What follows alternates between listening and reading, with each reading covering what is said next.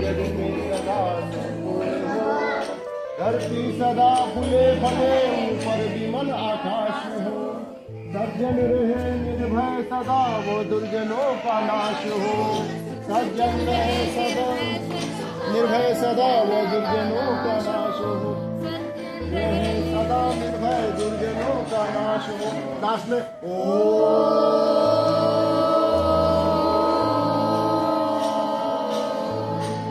ठीक है।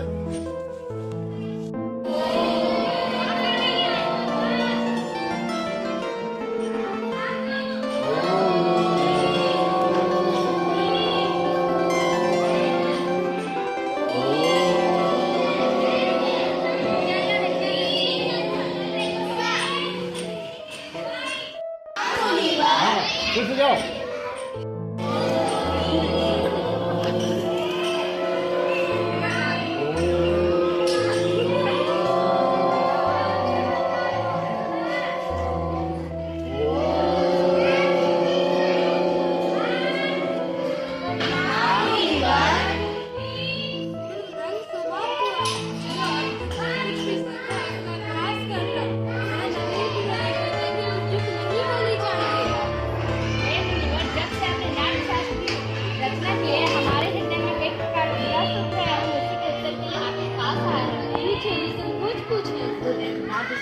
इसका उद्देश्य क्या है?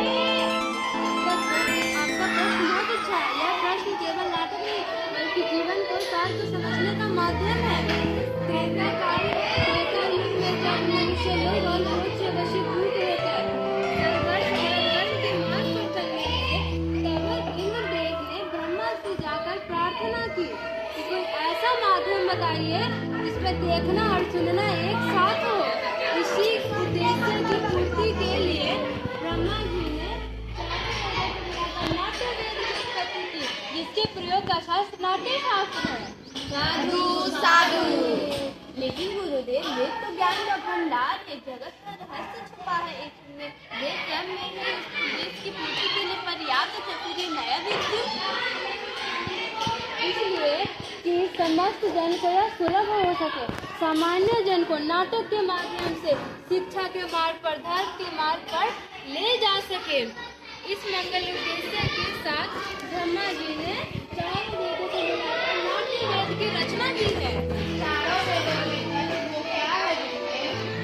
नाटक में मूलतः सुन रहे हैं आप, ऋग्वेद से लिया गया है। इस सुंदर गान का आधार सामवेद है। यजुर्वेद में अभिनय और अथर्ववेद से रस लिया गया है। चारों वेदों के अंगों को मिलाकर नाट्य शास्त्र की रचना हुई है। गुरुदेव, तो क्या नाटक केवल देवताओं के लिए बनाया गया है? नहीं, यही संशय दानवों ने ब्रह्मा जी के सामने रखा था। तब ब्रह्मा जी ने उत्तर देते हुए बताया कि नाट्य शास्त्र सबके लिए है। यह देवताओं, दानवों, मनुष्यों के शुभ अशुभ कर्मों को बतलाने वाला है। इस शास्त्र में त्रिलोक्य का अनुकीर्तन है। नाटक तो दुखों को, सुख दुख को, थकावट को और दुख से पीड़ित व्यक्तियों को आराम देने वाला है। नाटक में संपूर्ण रस, संपूर्ण शास्त्र, संपूर्ण भाव, संपूर्ण शिल्पों और कर्मों का सन्निवेश है। ऐसा कोई ज्ञान, ऐसा कोई कर्म नहीं जिसमें नाट्य ना हो। अद्भुत। समस्त सृष्टि का समावेश लौकिक और अलौकिक विभव धर्मी सारे प्राणियों के भावों की प्रतिनिधि कला है। हाँ ऋषिगण, नाटक को समस्त कलाओं का उद्गम कह सकते हैं, या कह सकते हैं समस्त कलाओं का संगम। मुनिवर, नाट्य कला तो अद्भुत कला है, इतना ही जरूरी है जितना जीवित रहने के लिए सांस लेना। फिर हमारा समाज कटना नहीं चाहिए, इन्हें कोई कटना नहीं चाहिए, ऐसे हटा। निसंदेह मुनिवर, कला पशुओं का समाज है। नहीं है। हम कलाकार हैं, नीति नियंता नहीं। कला कर्म करना हमारा धर्म है। हमारे विषय में, हमारी कला के विषय में नीति नियंताओं को विचार करना होगा। हमें प्रयोग के अवसर और साधन प्रदान करने होंगे। नाटक केवल कला नहीं, यह समाज का दर्पण है। रंगमंच धर्म, समाज, सांप्रदायिक और सामाजिक विभेदों से परे जाकर समग्रता में एकता की भावना लाता है। रंगमंच समाज आज भी समाज में फैले विषम परिस्थितियों को दूर कर समाज में एकता के भाव को लाता है। ये भाव निसंदेह धरती को स्वच्छ बना सकता है।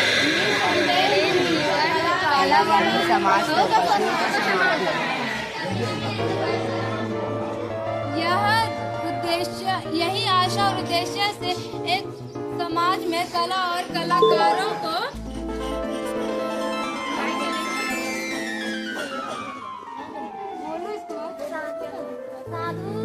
तो बोलना है ना, साधु साधु साधु। समस्त वेदों का ज्ञान। के स्वागत के लिए अपनी प्रस्तुति तैयार कर आपकी प्रतीक्षा कर रहे हैं। चलिए चलकर नाटक का आनंद लेते हैं। बुद्धि हो इस राष्ट्र की आशा सभी की पूर्ण हो, सृष्टि वो आनंद की जग में सदा संपूर्ण हो, धरती सदा फले फूले ऊपर विमल आकाश हो, सज्जन रहे निर्भय सदा वो दुर्जनों का नाश हो, सज्जन रहे निर्भय सदा वो दुर्जनों का नाश हो, सज्जन रहे सदा निर्भय सदा दुर्जनों का नाश हो।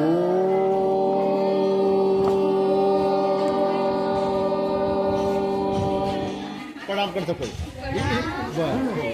कथा उसको बस बस।